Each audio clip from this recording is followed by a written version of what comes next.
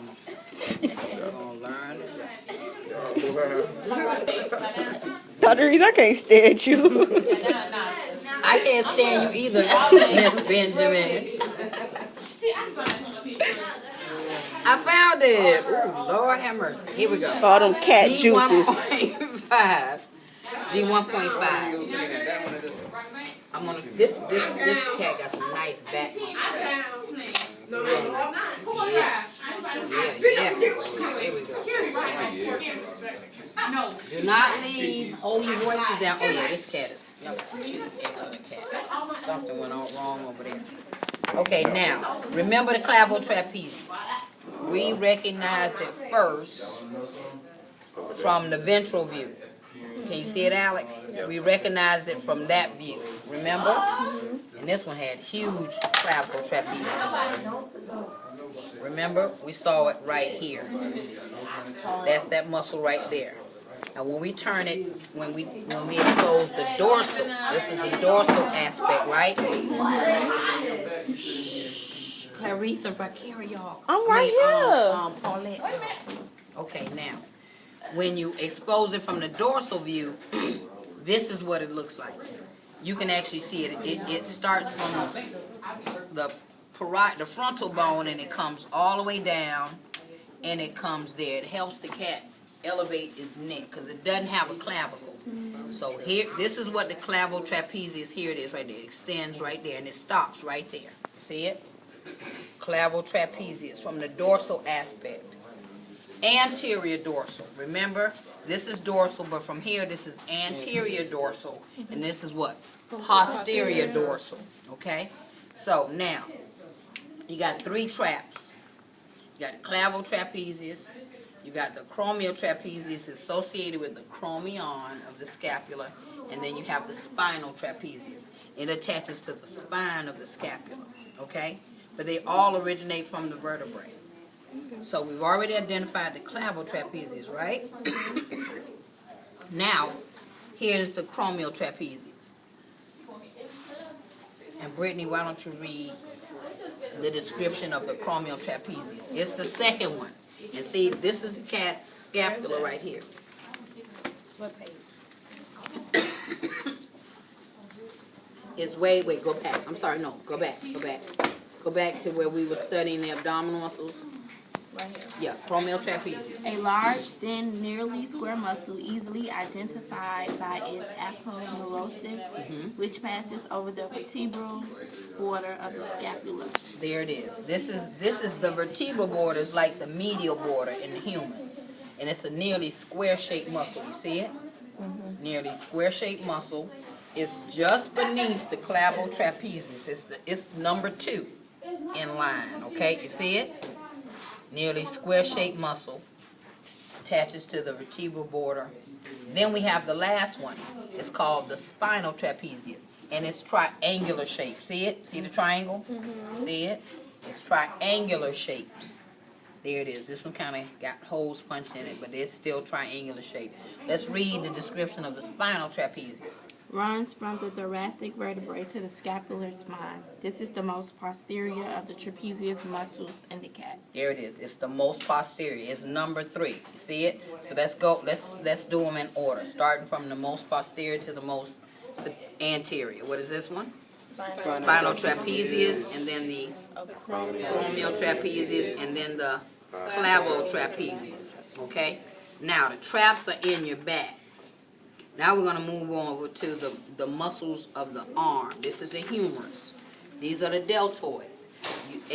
Just as you have a clavotrapezius, you got a clavodeltoid. You got a acromiotrapezius, acromiodeltoid. Spinal trapezius, what's the next one? Spinal deltoid. Now these are muscles in the arm.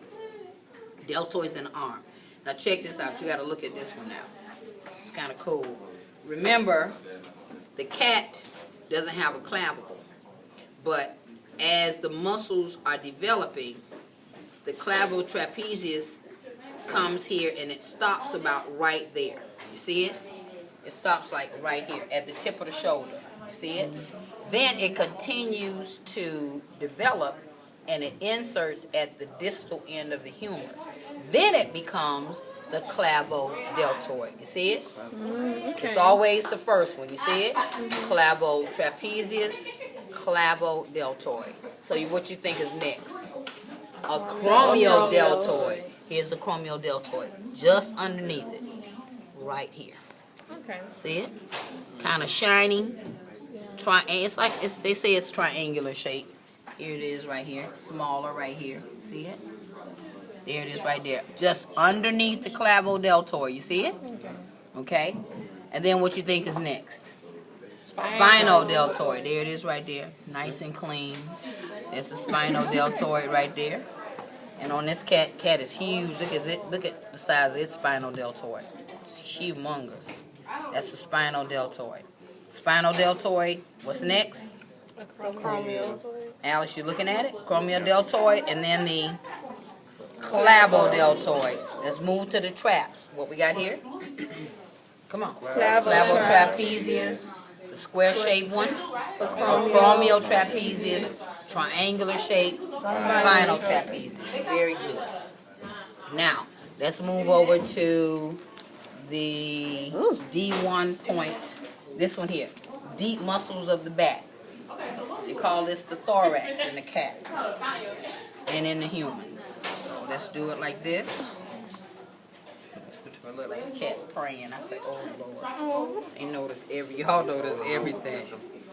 Falling over. Oh. Okay. Deep muscles of the back. Now, there's a muscle that's just underneath the acromiotrapezius. And it's called the supraspinatus because this is the superior aspect of the scapula. So this is the muscle that's on that top surface, on that dorsal aspect. See it? And in your book it tells you, lying underneath the acromiotrapezius is the supraspinatus. You see it? Okay. Now we're going to move over to these muscles here. Here's a real thin ribbon-like muscle. To me, these are the coolest muscles here. Here it is right here. It's a ribbon-like muscle called the rhomboid capitis. See it in your book? Let's read. Somebody read that for me, Brittany. The rhomboid capitis. Rhomboid capitis. There we go. The most anterior lateral muscle of the group has no counterpart in the human body. Okay, here's the rhomboid capitis. Now they say it's anterolateral. There is a group of 3 rhomboid muscles. This is the first one called the rhomboid capitis. It is the most anterior of the 3. But everything is judged by or based on the vertebral column, which is the midline. So all these muscles are lateral to the spine. So that's why they say it's the anterolateral most muscle. You see it? Okay. Let's keep reading the remaining information about the rhomboids. The rhomboid minor, located posterior to the rhomboid capitis, There it is. is much larger. The fibers of the rhomboid minor run transversely to those of the rhomboid capitis. Good. You see it, Alex? Can you see it right here? Nice and thick. It's almost like the pecs, remember? The minor is bigger than the what? The major. So there's the rhomboid minor. Now let's read about the rest of them. Here, the rest of them right here. The most posterior muscle of the group, the rhomboid major, is so closely fused to the rhomboid minor that many consider them to be one muscle. The rhomboides. So to make it simple, particularly for students, we just say that the minor and the major are fused together, and we just call them the rhomboides. See it? So all of them. So on a test, would it just be rhomboides? Rhomboid. So we got the rhomboides, right? And then we have the rhomboid what? Capitis. Rhomboid capitis. Now we got one. It's huge. It's so big, it goes all the way up under the sternohyoid. It covers the whole neck. Begins with an S. The splenius. You see it? You see it? I'm touching it right here. Read the description. It has a very short description. A splenius is a large flat muscle occupying most of the side of the neck close to the vertebrae. There it is. It occupies most of the neck, and I'm touching it right here. It's actually, when you see a pin underneath the rhomboid capitis going this way, that's the splenius right there. Okay? That's the splenius right there. You see it? So let's review what we got here. What's this? Rhomboid capitis. Underneath the acromial trapezius, we have the supraspinatus. Then we have this fused group of muscles, the rhomboides, and then the major flat muscle that occupies the majority of the neck, the splenius. Wonderful. Now, this is the last one here. Turn them this way so you can see. Ooh. Nice. I knew I would find one. And it's that cat right there. I think this one might be kind of busted up. Let's see. Ew. That's so delicious. Oh. Just not gonna move. It's all exposed. Okay, here we go. Here we go. Let's turn to figure D1.6. D1.6. There we go. Okay, now we got the ventral aspect of the scapula exposed right here. See it? That's the undersurface. What is it called? The subscapularis. You see it? Yeah. So sub means what? Under. So that's remember the cat walks on all fours, so his subscapularis is there, but his supraspinatus is there, right? Mm-hmm. So there's the subscapularis. So if we turn them over, that's his subscapularis. You see it? Now you have these amazing muscles that are attached to the ribs. We didn't cut them. They're just shaped like that. All I did was remove the fat. Yeah, Serratus ventralis. Serratus means serrate. Serrate means to cut. Serratus ventralis. And they're attached to the ribs. Don't they look like ribs? Serratus ventralis. Now, there's a major muscle. Nursing majors hit this all the time. There it is right there. It runs all the way. It's a thin band muscle and it runs across the serratus ventralis and it's called the splenius. You see it? Splenius. Didn't we just do that? Not the splenius. The The scalenes. Eat breakfast. Eat your breakfast. I haven't eaten anything. I'm calling splenius the scalenes. Here it is. The scalenes. You see it? Scalenes. Read the description of the scalenes. That's a powerful muscle in humans. Locate the anterior, posterior, and middle scalene muscles on the lateral surface of the cat, neck, and trunk. The most prominent and longest of these muscles is the middle scalene, That's the which one. lies between the anterior and posterior members. The scalenes originate on the ribs and run Cephalad means head. over the serratus ventralis to insert and comment on the cervical vertebrae. Okay, so it's important. This is the muscle that's very painful when you have asthma. The nursing students say, Dr. Reaves, we remember that scalenes. In their case studies, they were so proud of themselves because that's that muscle that is very painful. When you're wheezing, it gets real tight, and it stays contracted. And this when they say my chest hurts, that's the scalenes muscle. So there's the scalenes. Let's go ahead and review. What muscle is this? Scalenes. This is the serratus ventralis. And this is the undersurface of the scapula, the subscapularis. Let's go ahead and review while we're here. Let's go ahead and review. Okay. What is, we can't see it too well over there. What's this? Come on, we had the pectoralis antebrachialis. What's underneath it? The Pectoralis major. And then we have the muscle here. The pectoralis And then the xiphi. Look how huge it is in that cat. Xiphi humerales. Let's work our way to the head. What muscles are these? Digastric. What's the muscle underneath it? The myohyoid. What's the other hyoid muscle? Sternal. Narrow muscle. And then we have the sternal-mastoid, and then the Masseter. masseter. Let's go ahead and review.